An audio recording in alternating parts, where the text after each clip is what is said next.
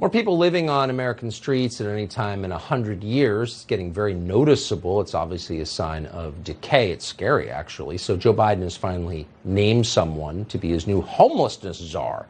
Turns out the problem is we're all too transphobic. That's why we have the homeless. So Biden has appointed an aspiring musician called Jeff Olivet. Jason Rantz has been looking into Mr. Olivet. Jason Rantz is the host of the Jason Rantz Show on KTTH, and we're always happy to have him join us. Jason, thanks for coming on. Who is this guy?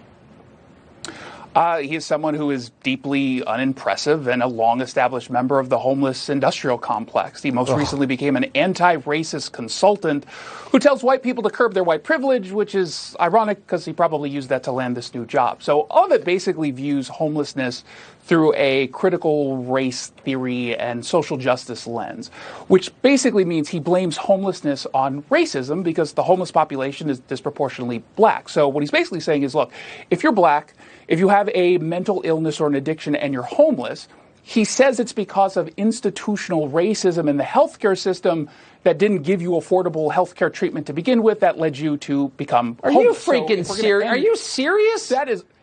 Is there any end to these people? Will they just stop breaking things? Are you fairly characterizing this guy's views? Because it's like, how much more of this can we take?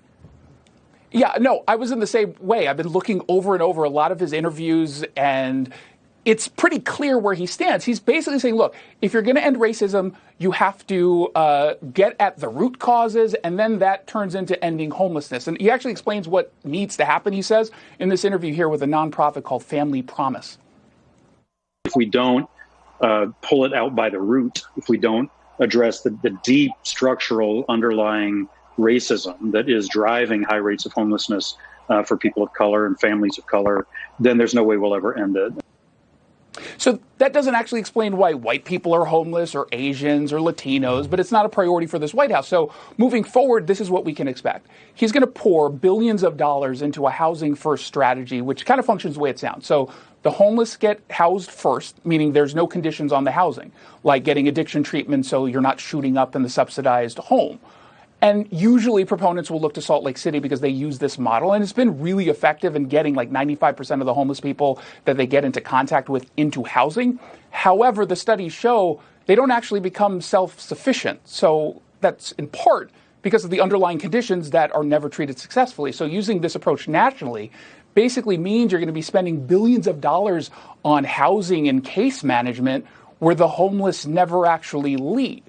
And so your question, which I think is a legitimate one, is how did someone like this get to this position? And maybe it has nothing to do with homelessness. Maybe it's the other skills. Maybe he can entertain the White House interns. But you know exactly what's going on. It's the same gig all the time. You blame Whitey, and then you take money from developers. So this is a payoff to developers, of course. Private equity is buying up all the single-family homes, so we're going to build a lot more multifamily housing. Developers are going to get rich, all under the cover of wokeness.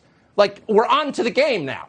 I mean, it's just totally it's clear as day, and we know exactly how much money they're going to be putting into it. It is absolutely ludicrous, and people better step up, because otherwise all we're doing is creating a situation where they never actually get out of the homelessness. Right. It doesn't help anybody except the developers, of course. Jason Rantz, great to see you. Thank you. Thanks, Tucker. Well, here's